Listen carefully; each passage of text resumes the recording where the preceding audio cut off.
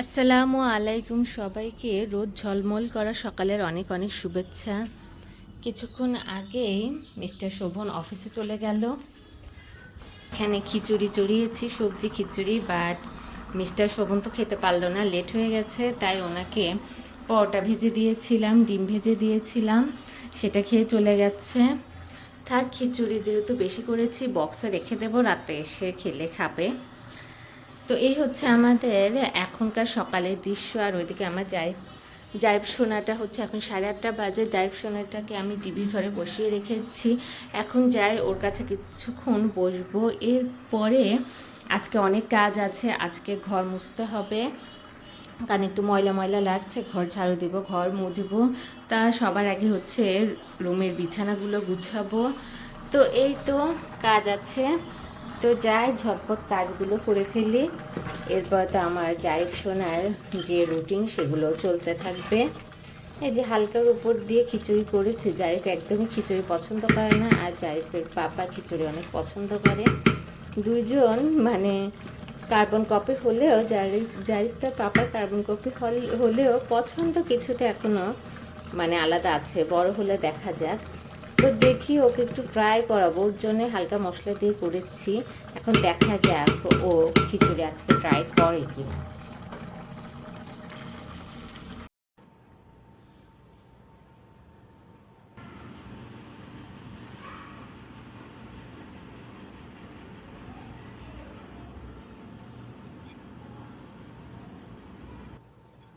Coffee time.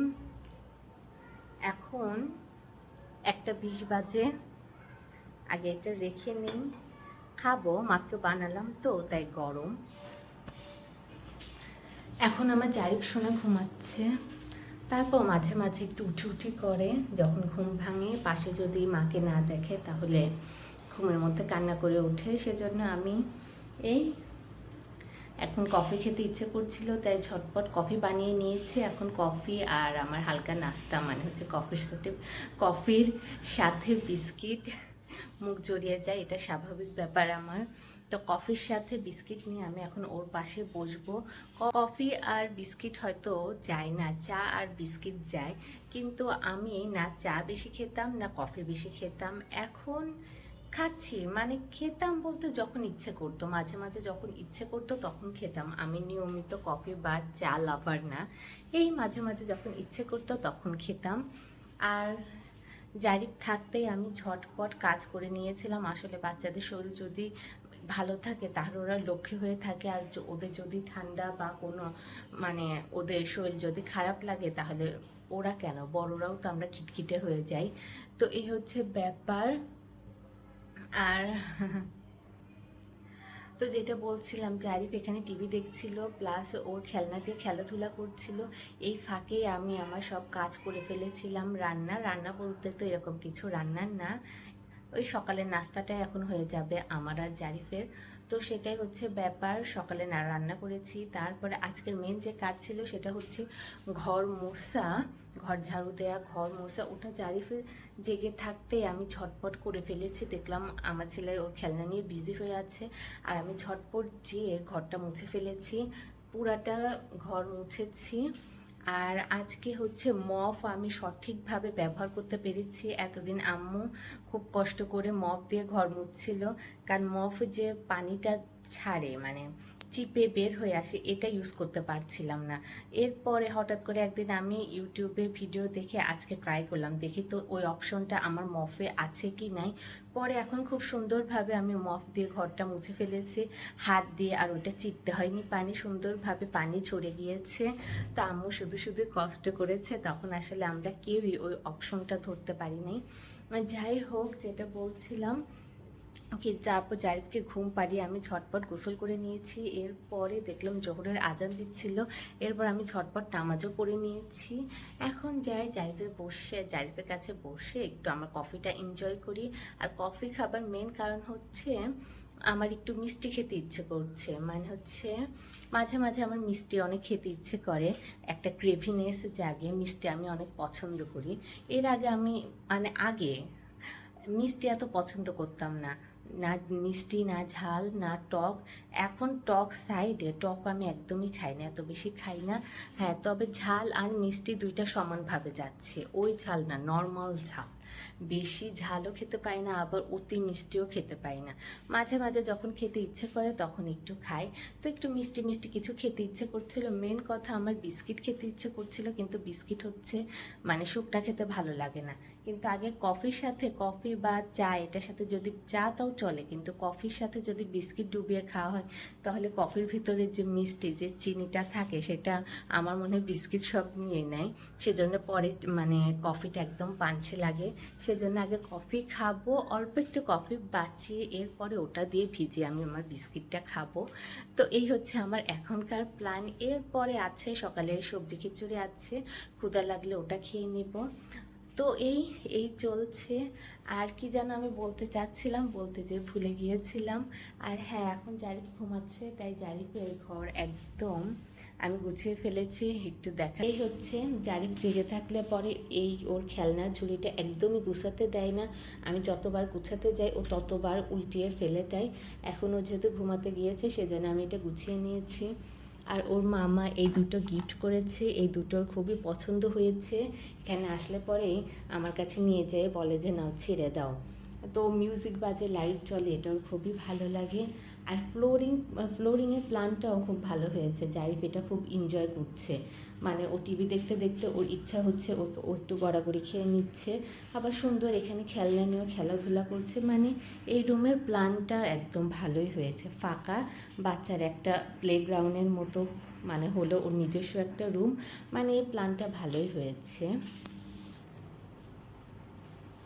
কথা বলতে বলতে একটু উকি দিয়ে দেখছি যে আমার জারিফ সোনাটা উঠে পড়লো কি না। আর এই তো আমার কফি ঠান্ডা হয়ে যাচ্ছে।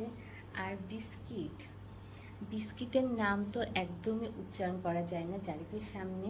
মানে কিছুদিন ও খুবই বিস্কিট পছন্দ করছে, বিস্কিটের নাম যদি শোনে সাথে সাথে এই যে র্যাক আছে আমার, এর ভেতরে সব খাবার রাখা হয়, মানে শুকনা খাবার, চিপস, চানাচুর, বিস্কিট, ও এখানে এসে এরকম করতে থাকে, মানে সে এখন বিস্কিট খাবে।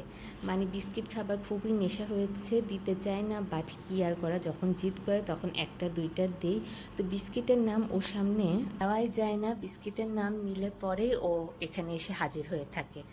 আর কি বলবো, আয় হায় এই পানির ফিল্টারের কাপড়টা একটু উঠেছিল, তাই আমি এটা নামিয়ে দিলাম, কারণ কি একটা দুর্ঘটনা ঘটেছিল সেই দিন। মানে গল্পটা তো শেষই করা হয়নি। সেটা হচ্ছে যে এটা ও অন করে দিয়ে দিব্যি ঘুরতেছে, আর ভেতরে যত পানি ছিল সব পড়ে এদিকে ভেসে গিয়েছিল। তখন আব্বু এসেছিলো আম্মুকে নেওয়ার জন্য। আব্বু এই রুম থেকে রেডি হয়ে এসে এখানে বলে যে কী ব্যাপার, পানি কেন? তারপর আমি আম্মু আমরা ওখানে রেডি হচ্ছিলাম, বিকালবেলা একটু বাইরে যাবার প্ল্যান ছিল। পরে এসে দেখে যে ফিল্টার পুরো ফাঁকা আর সব পানি নিচে পড়ে আছে। এরপরে ভাগ্যেশ যে আব্বু হচ্ছে দেখেছিল, আর আব্বু মানে পিছলা খেয়ে পড়েনি, কোনো অ্যাক্সিডেন্ট হয়নি, বা জারিফে আবার খেলার ছলে এদিকে আসে নাই, আসলে পর বড় ধরনের একটা দুর্ঘটনা ঘটতে পারত। এরপর থেকে তো সচেতন হয়ে আছে, বাচ্চারা যা দেখে তাই করে।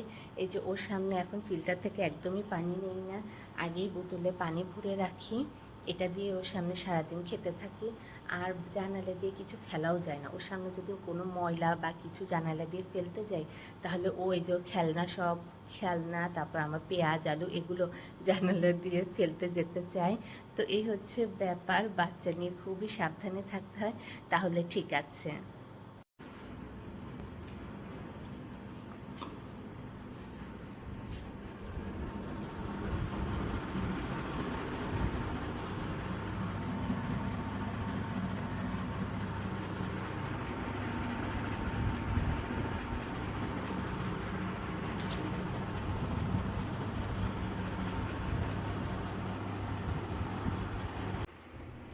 কফি খাওয়া শেষ, ভাবছি দুপুরের খাবারটাও খেয়ে নিই, যেহেতু জারিফ ঘুমাচ্ছে। আর সময়টাকে কাজে লাগানো উচিত, পড়াশোনা করা উচিত, বইয়ের সাথে বন্ধুত্ব করা উচিত। আমি তো এলএলবিতে ভর্তি হয়ে এরপরে করোনার কারণে হচ্ছে পিছাতে পরে তো কমপ্লিটই করতে পারিনি। এমন সময় পরীক্ষা হয়েছে যখন জারিফ হয়েছে, ওকে নিয়ে বিজি ছিলাম। তো তো আমার এলএলবিটা তো কমপ্লিট করা হয়নি, ভাবছি আবার সব ঠিকঠাক হলে পরে আবার এলএলবিতে ভর্তি হব, এলএলবিটা কমপ্লিট করব, ইচ্ছা আছে। এখন দেখা যাক, আল্লাহ যদি চান তাহলে হবে। সব কিছু তো আল্লাহ নির্ধারণ করে রেখেছে। তবে হ্যাঁ, আমার ইচ্ছা আছে, আমার মনে হচ্ছে আমার পড়াশোনাটা কন্টিনিউ করা উচিত।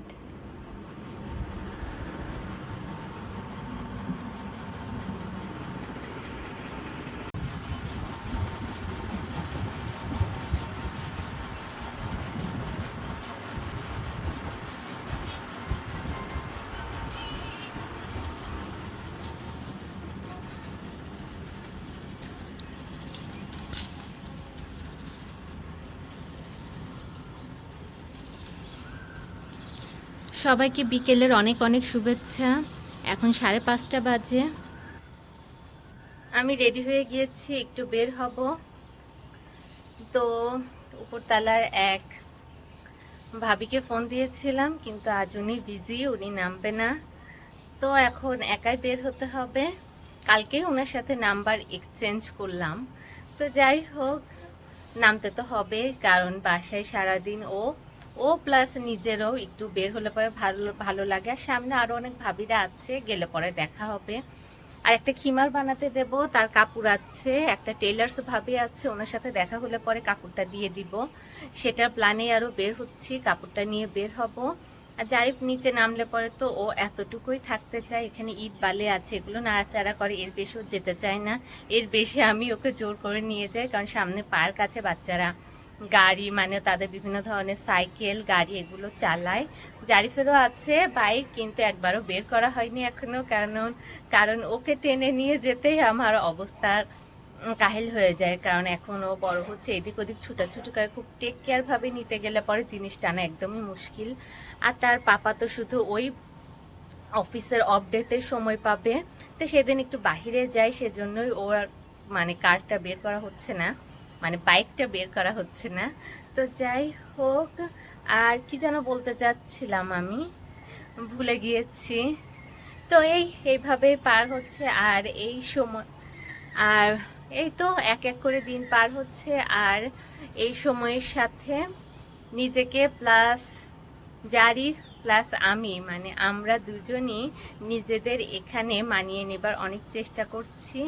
আসলে জায়গা যতই সুন্দর থাকুক, তারপর ওই নিজের ফ্যামিলি ছেড়ে এসে নিজের আপন মানুষদের ছেড়ে দূরে থাকা আসলে খুবই কষ্টকর।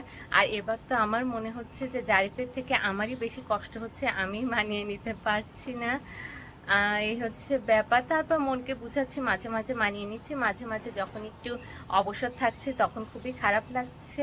এছাড়াও এত দূরে না এসে যদি নারায়ণগঞ্জেই থাকতাম তাহলে ভালো হতো। নারায়ণগঞ্জের প্রতিও একটা অন্যরকম ভালোবাসা আছে আমার, মানে বাড়ির কাছাকাছি থাকলে পরে ভালো হতো, যখন ইচ্ছা তখন একটু যেয়ে ঘুরে আসতে পারতাম, তাহলে হয়তো এত খারাপ লাগতো না। তাহলে ঠিক আছে, বের হই, না হয় আরও দেরি হয়ে যাবে। আর এরপরে আর ব্লগ কন্টিনিউ করব কি করব না তা বুঝতে পারছি না। যদি করি তাহলে অবশ্যই শেয়ার করবো, আর যদি না করতে পারি তাহলে এখানেই বিদায় নিয়ে নিচ্ছি। বিদায় নিয়ে নিচ্ছি। তাহলে ঠিক আছে, দেখা হচ্ছে আবার আমাদের পরের ব্লগে। সবাই ভালো থাকবেন, সুস্থ থাকবেন, আল্লাহ হাফেজ। তো এখানে রয়েছে আমার খিমার বানানোর কাপড়। আম্মু এসেছিল যখন, তখন আম্মু আব্বু একটু এখানকার মার্কেটে গিয়েছিল। আমি বলেছিলাম রেডিমেড 2টা খিমার নিয়ে এসো, কিন্তু আম্মু মার্কেটে ওরকম খিমার দেখলো না রেডিমেড। এরপরে কাপড় কিনে নিয়ে এসেছে। তো এটা নাকি 3.5 হাত বহরের 2.5 গজ কাপড় আছে এখানে। তো এখন নিয়ে যাই, দেখি যেরকম চাচ্ছি ওরকমভাবে বানাতে পারবে কি না।